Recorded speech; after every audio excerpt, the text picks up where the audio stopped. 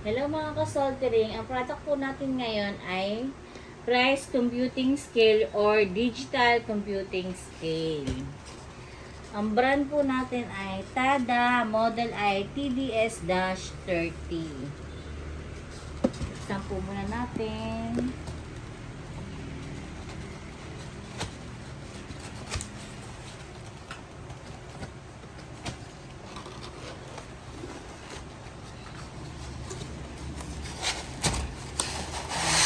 Ating unboxing ng computing scale. Bakit ayaw na nahata?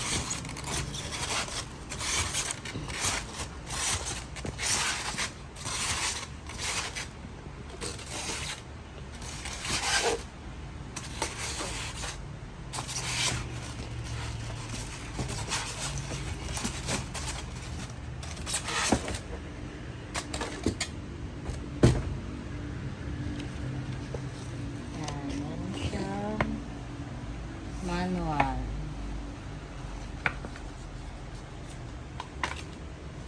Ang galing na natin. Natin din siyang ito yung kanyang saksakan. Ito. Ito yung kanyang tray.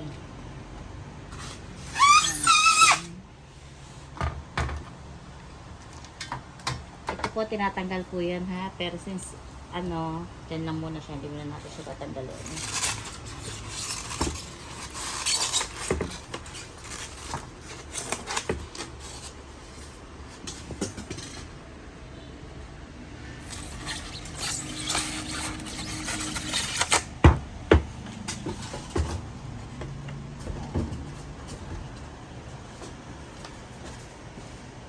Pakiikutan siya ng video ha.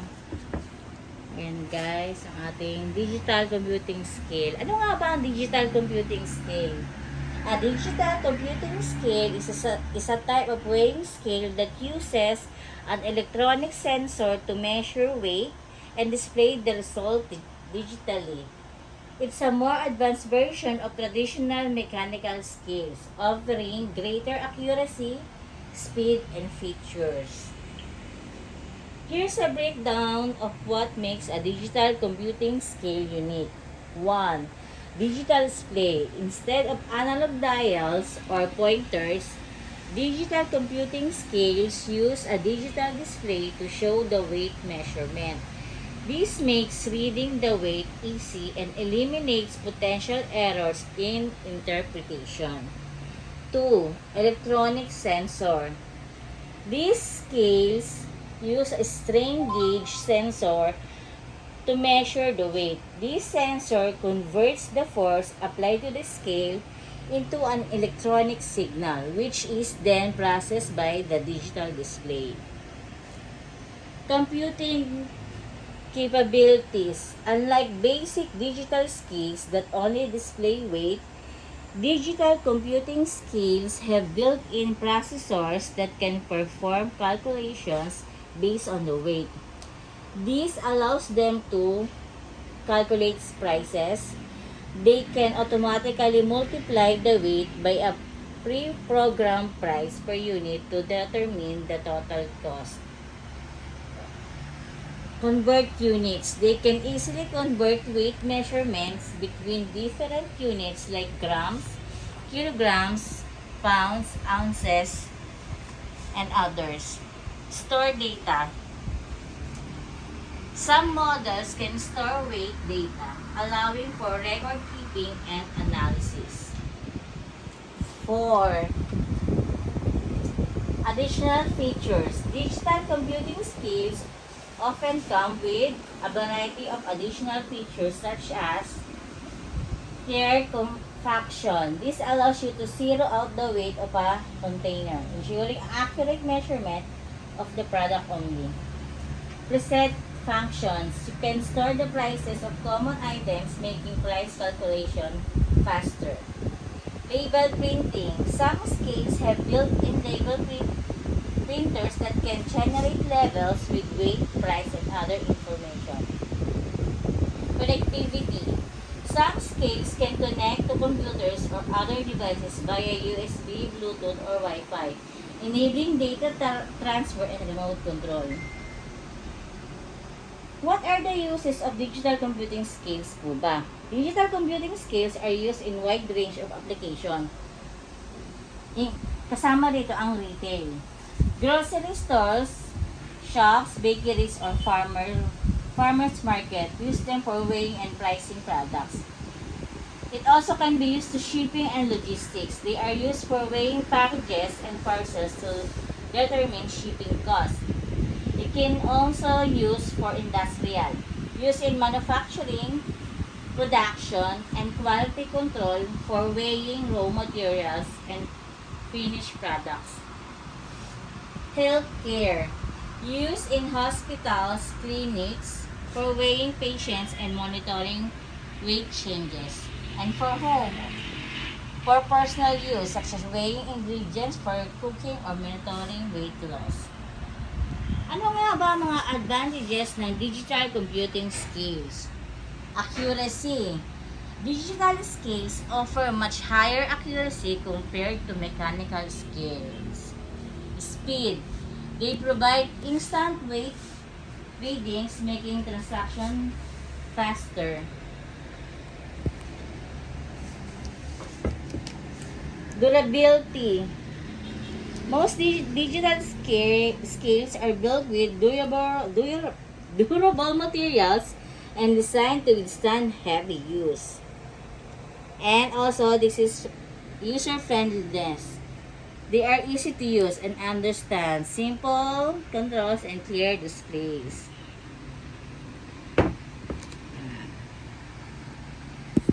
Ito po model na to ay Tada TDS30. Ang capacity po niya ay 30 kilograms. Ayan po. Ano rin dito.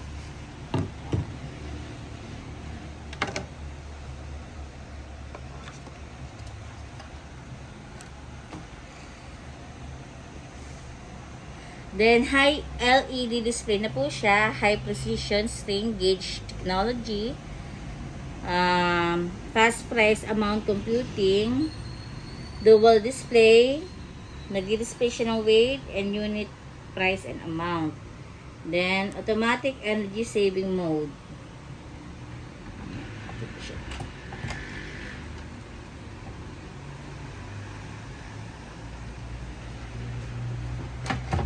Yan.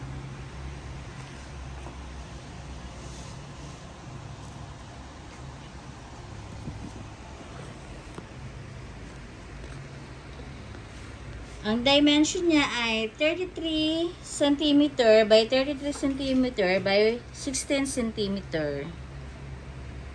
Yan po. At ang weight niya ay 3.6 kilograms.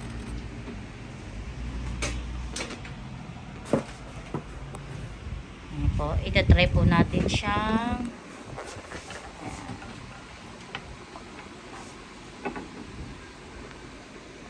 yan po. Ayang weight.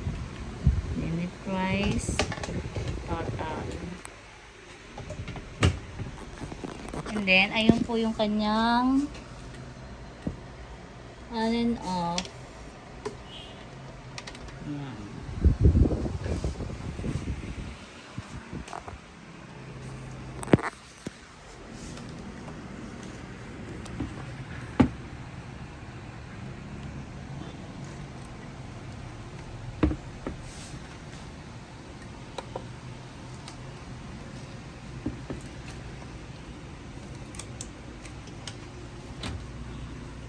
Galing na natin siya.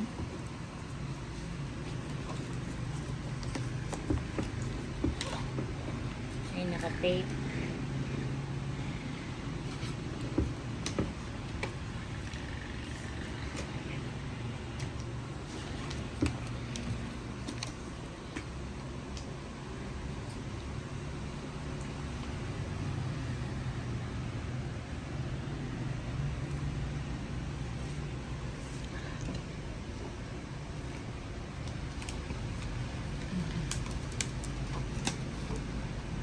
Ayan, hanapin na nga. natin yung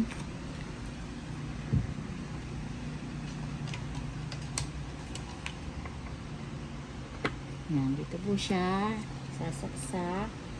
Tatanggalin mo natin ulit, i-close up mo yung yan, pag-insertan. Ito po yung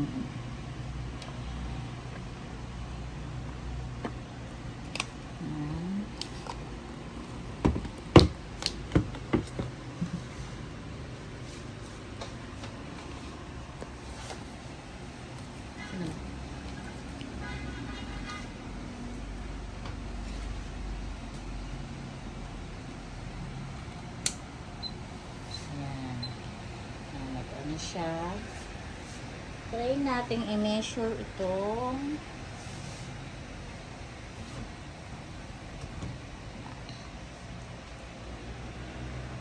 Lagay muna natin yung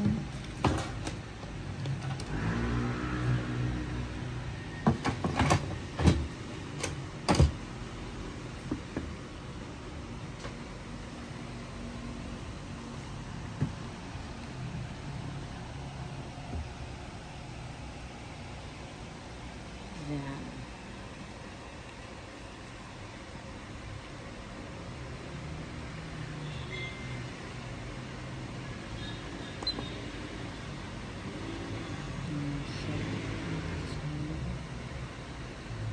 Ito yung mga pindutan niya. Clear lang muna natin.